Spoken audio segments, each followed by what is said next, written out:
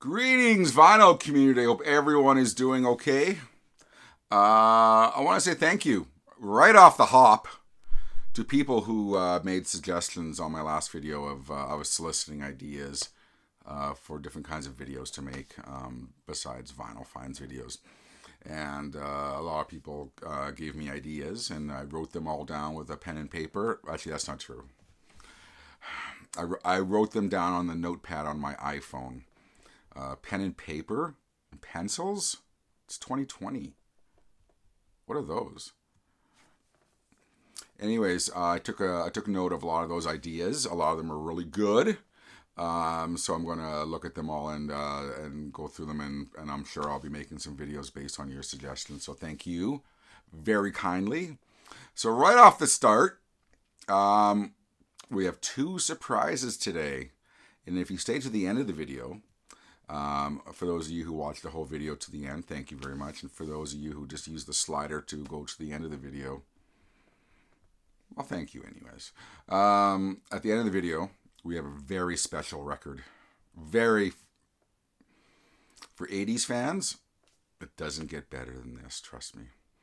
And then right off the start, I'm going to say cheers because what I'm drinking is going to play into our first surprise up today. So cheers, everyone. We have a new old mug I found in storage. I don't know. These guys, they may or may not make it. I'm not sure. But they got the merchandising down pretty good. So cheers. So not only do I have coffee today, I'm double fisting drinks today. Because every now and again, if you don't watch my videos on a regular basis, you may or may not know. Sometimes I try out different drinks.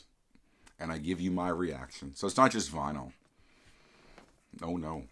Today, this will be quick. We have a glass bottle. It's a new flavor of Coke that since a lot of people who watch my videos are not from Canada, you probably will not have known this exists. But right now, I'm going to introduce you to Coca-Cola with Quebec maple syrup. Purple cap. I've never seen that before, but Quebec maple syrup in the glass bottle.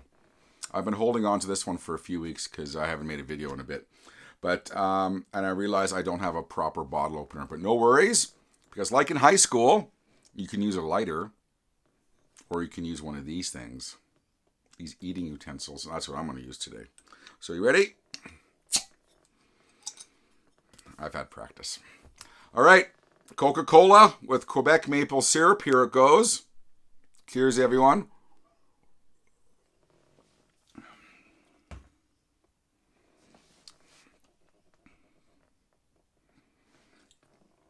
I don't really taste a difference. Hang on. Let's have one more drink here.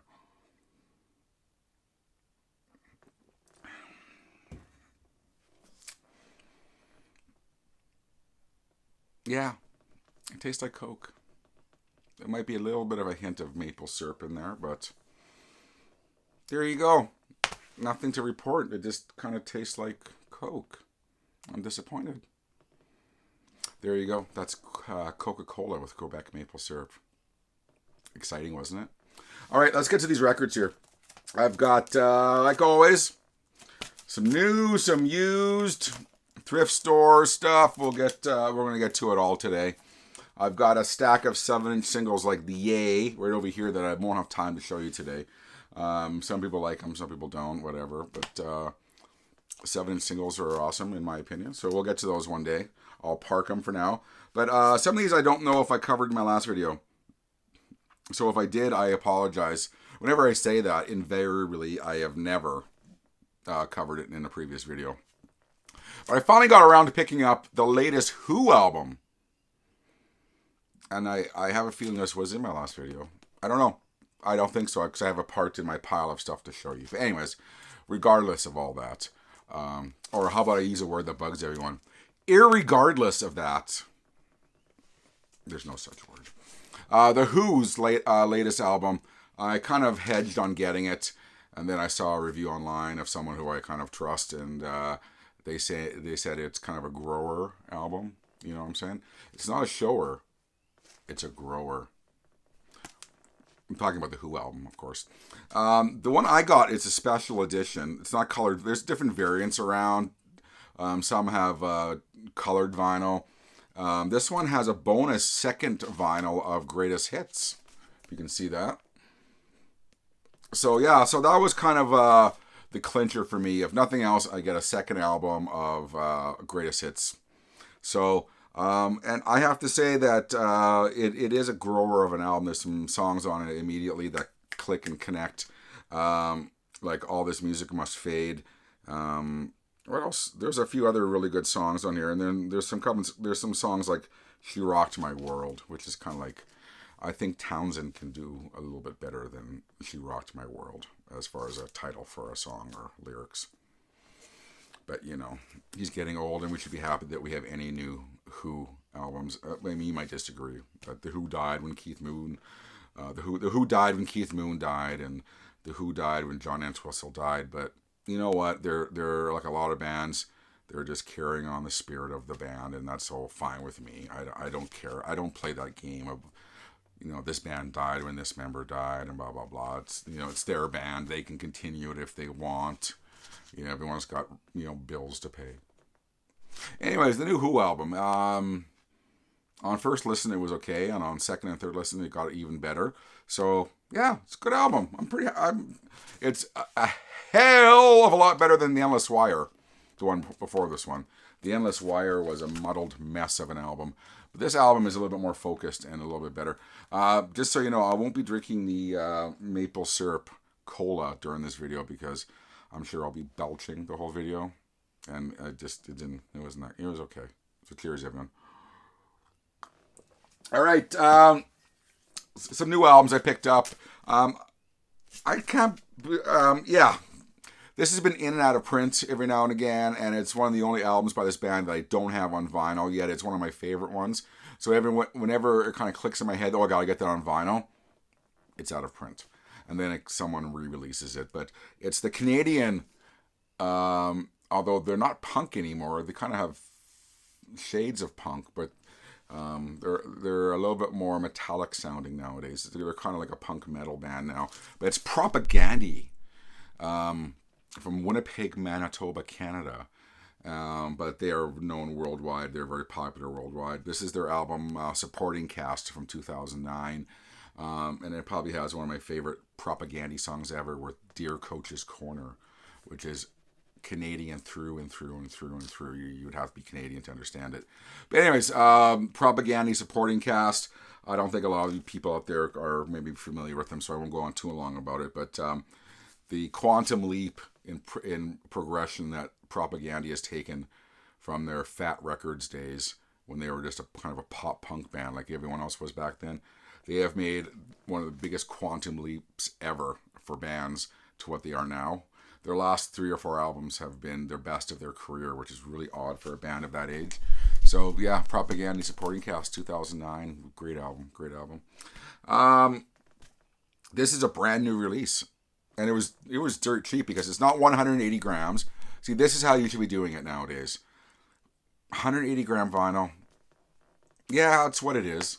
Okay, you know, it's heavier. It sits on your platter and da. But this was released brand new. I pre-ordered it for $19.99, and it's regular 140 grams. And this is like the old days. This is the way they should be doing it.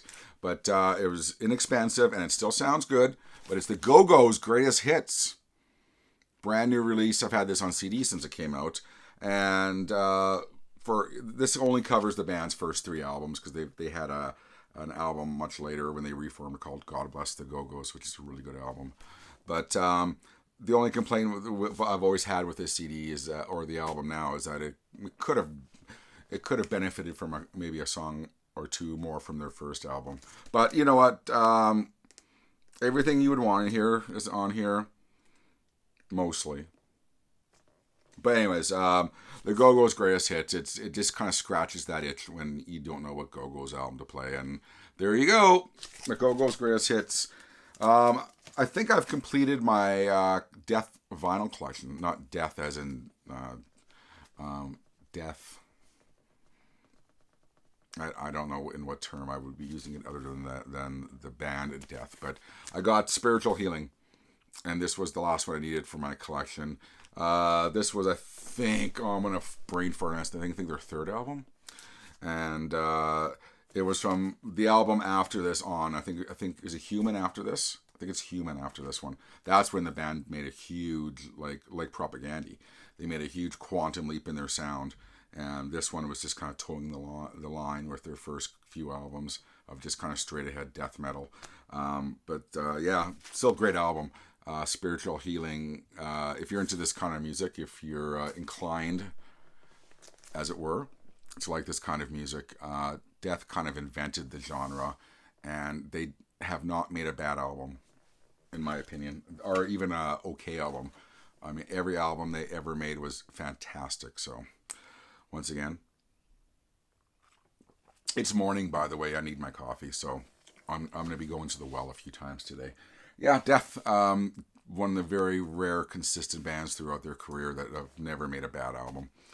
You know what? I had to take a punt on this one because this band recently played my town before the COVID thing, and I know bits and pieces about this band. They're a band called Church of Misery.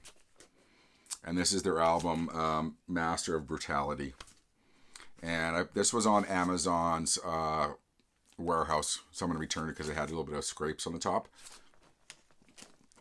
Once again, I don't play the cover. There you go. I pulled that one out of my ass. But anyways, Church of Misery, Master of Brutality. They primarily do songs about serial killers. They're Japanese, by the way, and it's it's doom metal, and they were kind of one of the early forerunners of doom metal, like Sleep and Electric Wizard, etc., etc. They were kind of one of the early bands, and the whole serial killer element I kind of park aside because it's not the reason why I would buy an album. That's just kind of their shtick at the time, I guess. But incredibly good album. I mean, I've before I bought it, I read lots of reviews online from people or sources that I highly regard, and this never got anything less than an 8 out of 10 or 9 out of 10, 10 out of 10, whatever. And Master of Brutality, Japanese doom metal. When the Japanese do something, they do it right, for the most part. But yeah, an amazing album if you're so inclined to like doom metal. And finally, of the new vinyl, I just picked this up because my copy, my original London Records pressing of this album was highly played and wasn't. It was fine, but this came up and a store had it in their clearance section, and I was like, okay, I'll take this album. It's part of, I can't remember what Rhino Records campaign this was, but this was. They reissued, I think, 3 of the early ZZ Top albums on colored vinyl. And this is the Muddy Brown vinyl version of Rio Grande Mud. And it sounds infinitely better than my original London Records pressing. But this one's just got paid right off the start. Worth whatever discount money I paid for this. Francine. What was another one of my favorite songs on this one? There's a lot. Anyways, there's a lot of them. Anyways, but Rio Grande Mud on Mud Brown vinyl. Yeah, I like to troll the warehouse blowouts on Amazon and the discount bins. You find stuff. You find a lot of good stuff there sometimes that a lot of people they wouldn't think of buying. I will. All right, we're into, these are all used finds. Some of them are thrift store finds, etc., etc. But this and the next one are maybe my most amazing finds I've had in a long, long time. What's the next one after this? Yeah, and the second one I'm going to show you is very close to my heart. But one more time. This is the band Pentangle. This is their original. Is it 69? This is an original pressing. I love this record. I had a copy. I had an original North American pressing, I believe, about 10 years ago, and I sold it at a record fair because I needed some scratch to take to take my, oh, well, it was for our honeymoon, I believe. So I was selling a lot of my valuable records just to kind of afford my honeymoon, which was a European trip all around Europe. So, I needed some scratch. But, and then I've always regretted it, of course, after the fact, but I think honeymoons are a little bit more important. Anyways, I found this. This is an original Transcontinental Records pressing. And I'm going to brain fart if that's the actual the label. But yeah, it is. As you can see there, original pressing 1969, I believe. But here's the thing about this. This is I got to show you. Hang on. I'm getting to it. This is an original Japanese pressing of Pentangle's first album. And I think Pentangle, this album in particular, I think it's amazing. It's folk, it's psychedelic in places. It's it's Bert Jans, it's John Reborn, Jackie McShea. Anyways, it's female vocals, but it's a bit out there, but it's just a great album. You have to hear it. And it's not an album that I would normally say that I like, but it was introduced to this album many, many moons ago, and it's grown on me over the years to be such I think it's just a fantastic record. So I found an original pressing of Pentangle's first album, and I'm going to be very careful with this to put this all back in the sleeve, sorry. Because this one will never be going anywhere. This is mine for life. But yeah. That was a very, very exciting find. Excuse me. This album is very close to my heart, speaking of Japanese pressings. I did find this one. This was not a thrift store find. I did pay the money for this one, but not a lot. It wasn't. I bought it for less than market value. Let's just put it that way. And it's one of the more important albums of my teenage years. I was a lonely fan in my teenage years of Public Image Limited, or PIL. I had a hand-drawn, painted PIL symbol, I'm going to call it PIL symbol in the back of my denim jacket in high school, and nobody got it really, and I was a lonely fan. But this album in particular was the first album that he made kind of as a solo project, although he had Steve Vai play guitars. He had Ginger Baker from Cream on drums, and you can tell. And I always wondered for years who was playing that drum sound, because it's so huge. It's just monstrous drum sound. Years later, because it doesn't say on the album who plays the instruments. Years later, this is pre-internet, I find out that it's rumored that Ginger Baker played drums on this album. And then come internet, blah, blah, blah, it's confirmed that Ginger Baker, and then you see the Ginger Baker documentary and they talk about it. But this is their album called Album, Japanese pressing. And I'm very, very excited to own this album for Japanese pressing with the OB, or OBI strip. But very important album, it's an album that back in the day when I didn't have a lot of records, there was a day. So I had the original CD pressing for this, and it's one of the few CDs I had, and I would play it and play it and play it, and just every note of this album is ingrained in my DNA, in my brain. To this day, it's an album I can listen to and listen to and listen to and not get tired of. You can think what you want of this album, because it's not Metal Box, or it's not the first record, or Flowers of Romance, which are all great albums, but to me, this is a very special album. To me, is Album. Big, produced by Bill Laswell.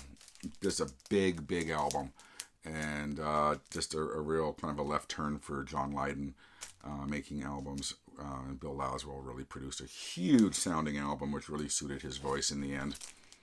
There you go. I'm very, very thrilled to have that album. Here we got some very interesting records here. These are all from Brazil. I made a trade with a gentleman locally. I traded some records that he wanted, and he had a listing of records from Brazil that I was interested in. I think maybe a year ago in one of my videos I showed you some of those Brazilian albums I got from him originally. But I got a Brazilian copy of New Order's Low Life. And did I need this? Nope. But this is where some people get really kind of like, they're confused about why you have so many copies of an album. I just do. I have like 5 or 6 versions of this album now. I just do. I love this album. So I didn't need this album, but I got you don't see a Brazilian copy every day. So I got one. New Order's Low Life, and it's got, I think, my favorite New Order song called The Perfect Kiss is on this record.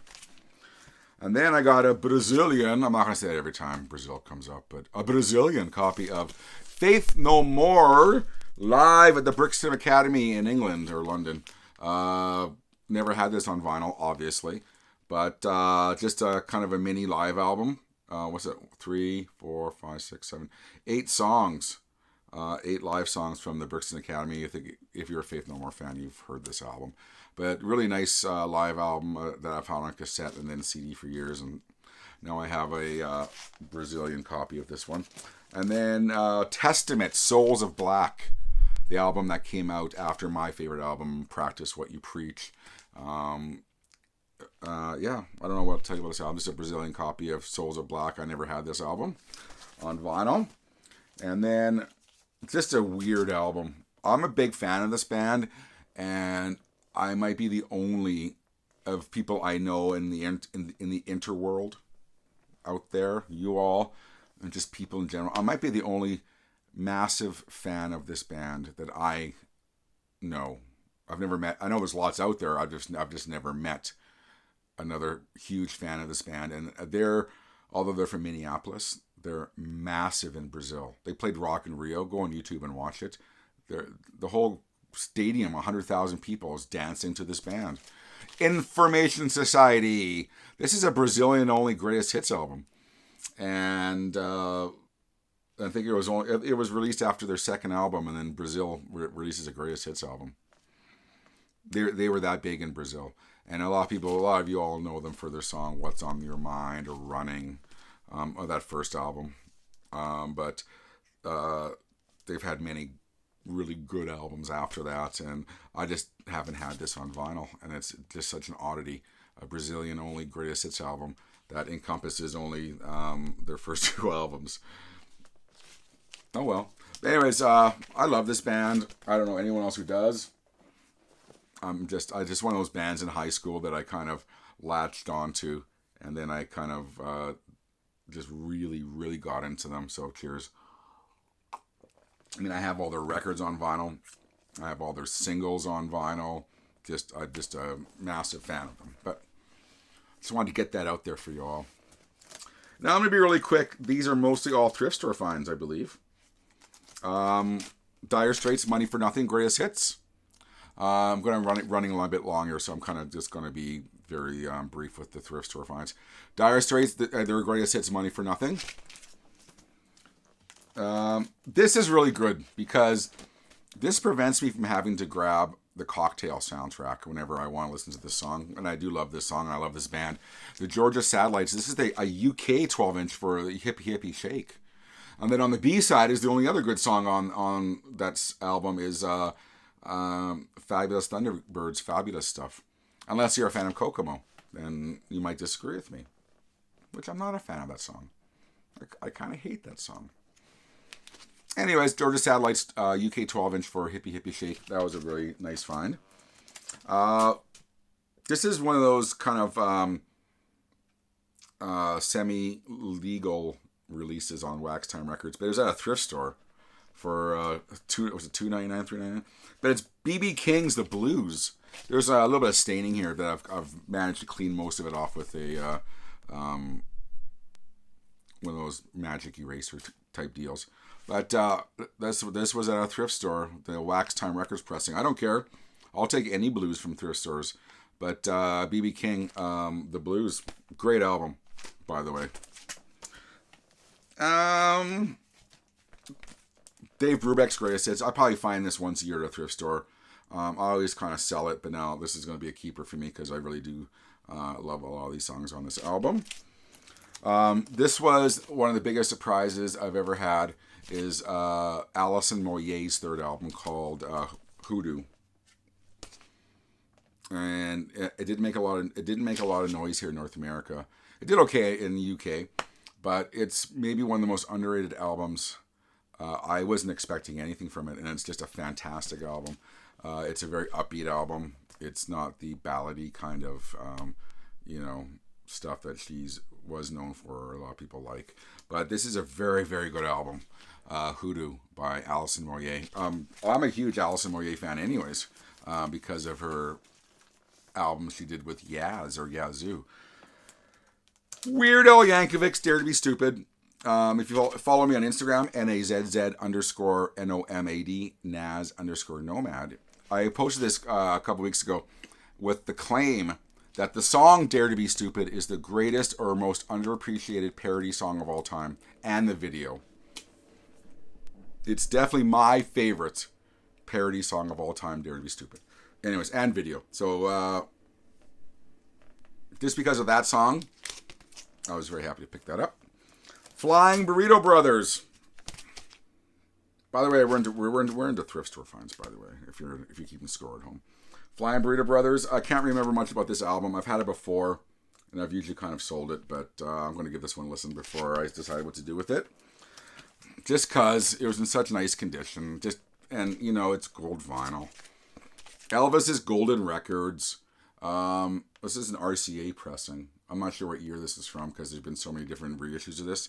But picked it up. I think I have an original RCA pressing in my collection. This might be a better sounding one, so I'll do an A-B comparison. And then, By the way, I don't know how many people have made it this far, but I added a new piece of equipment to my stereo, which I'll be showing soon. I added an EQ, which I'm still kind of tweaking. And a lot of people are either pro EQ or anti EQ. I'm very excited about that find, or adding an EQ. I'm going to be quick here. A copy of Shaft. I've had a few copies come through my hands, but we'll see. This one might not be good enough to sell, but it's good enough to keep as a player copy. So I'm very happy for that one. What else?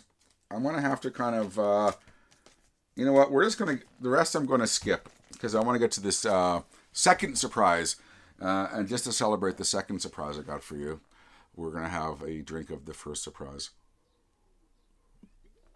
And see if I can taste the maple syrup, which I just can't. If you're Canadian out there, oh no, okay, there it is. There's a little bit of maple syrup taste there. Okay, let's get to this. This is much better than Quebec maple syrup Coke. About a year ago, this is for 80s fans. Are you a fan of the show Facts of Life? My sisters were, so as a byproduct, I was forced to watch it, and of course I liked it because, they're sassy girls, and Mrs. Garrett keeping them under control. I found this album by Tootie, or Kim Fields, as she likes to be known in real life. So I picked that up because it's Tootie. So fast forward to a year later, and what do I find? My Facts of Life collection grows. It's an album by Blair herself, Lisa Whelchel. Blair from Facts of Life. That sassy mouth southerner, Blair Warner. Was it Blair Warner? I think it was Blair Warner, wasn't it? Here's the thing about this album, though, that I bought. It was at a thrift store. I'll tell you that right now. And I'm like, I'm not leaving this behind because it's Blair from Facts of Life. Lisa Whelchel, as her parents call her. But when I got home, I realized, well, she is a very, very hardcore believer in God. I'm not sure what kind of denomination she is. So I wonder if this album is all about religion and God, and it is. First thing I saw was the record label. I'm like, Sparrow Records. Oh, this is going to be, because I thought maybe Blair recorded an upbeat record of poppy dance songs, and it would be fun. This is very good, by the way, for that upbeat dancey kind of stuff. This is really good. These are all inspirational songs, like He Sings Me to Sleep, and Just Obey, and Good Girl. Yeah, and Cover Me, Lord. But I'm keeping it because I've never seen this in my life before. You may have seen it in thrift stores. I just haven't, or dollar bins, or whatever. But I'm keeping this one because now I got 2 albums by people from the Facts of Life. Now, only if, is it Natalie and Joe would release albums? I got the whole collection of Mrs. Garrett. I think Miss Garrett has albums when she was starring in stage plays. So that's something I gotta find. Anyways, that's it. That's my surprise. It made me happy. If you don't like it, what the fuck? This is free content. I don't show you commercials. I don't make a penny off these videos. Like, come on. Jeez. Anyways, I want to say thank you to everyone. Apologize for not having more videos uploaded. I used to do a lot more. I'm going to try to do a lot more. It's just a matter of circumstance and when I have time. Like as I stated in my 41 questions video, I'm not really of good health these days, so a lot of it's preventative by how I'm feeling and just circumstance. And I'm trying my best for you all. This should be my cover photo. Because I'm trying my best, and things happen in life. But anyways, I want to say thank you to you all before this drags on too long, and just keep on watching. And for those of you people who keep on watching week in, week out, or every other week when I post videos, thank you so much. I really, really appreciate it. I never take that for granted. So, David Michael, aka Nazz Nomad, signing off today, and we'll see you with another video, hopefully sooner than later. Take care, everyone.